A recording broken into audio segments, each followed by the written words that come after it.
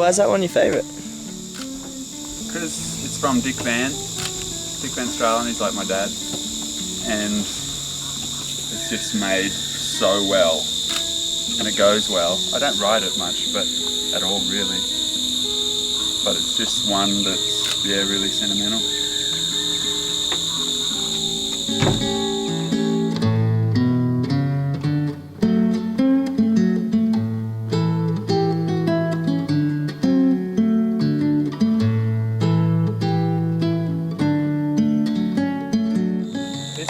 Made out of the scrap piece of foam that comes out of the knee well in a paddleboard. So like the big black paddleboard over there, where you like clubbies kneel in the dish, if you cut that out of a blank, there's that bit is then a piece of scrap foam on the ground, and we were sitting there looking at it, and it looked big enough to make a board out of. And so Dick Van was like, okay, I'll just make some rails, and there's already some rocker in the tail. And I was like 14 or something, and so we glassed it. There's no stringer in it, and I creased it because it flexed so much.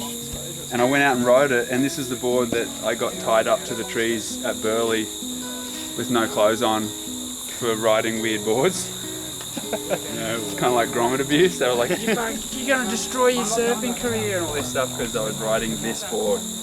And so I'd ride this anytime the waves were good, and then I'd go on like the contest trips and stuff as a little tiny, like 15, 16 and stuff, and I'd ride a normal board for the contest, and as soon as the contest was done, I'd go grab this and go surf this.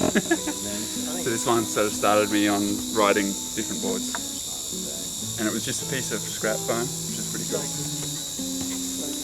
Obviously shows my obsession with women. But I was really bad at drawing faces, still am, so I just wouldn't draw a face. This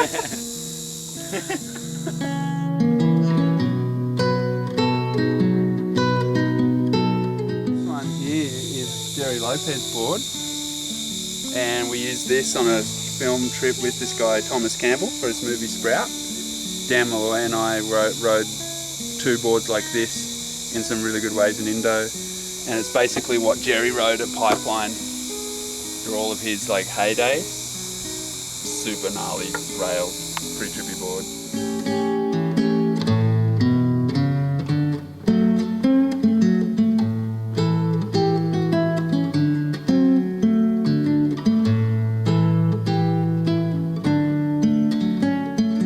This one's a Percho, and what Neil's into at the moment, and when I was a little guy at Burleigh and getting strung up on the pine trees nude with leggies because I was riding boards like that last one there, Percho was actually one of the guys that would be like, it's good man, it's good, go have fun, just ride whatever, and just be a legend, and surfing amazing. So I kind of love that he was like that for me. So whenever I see him doing something really interesting, I ask to be able to have a try. That's what this is, twin thing.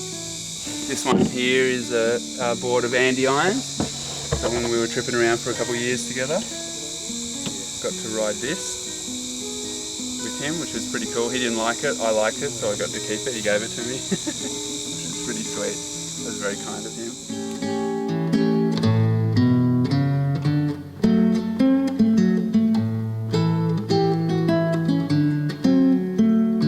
This one over here got me really psyched on twin fins of this nature, not the keel fin fish, but the twin fin.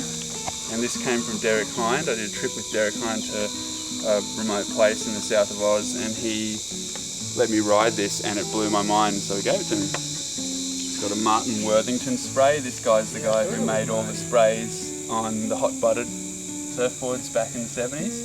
Used to do herrings as well. Yeah, so good. Spider Murphy, I'm pretty sure, was the shaper.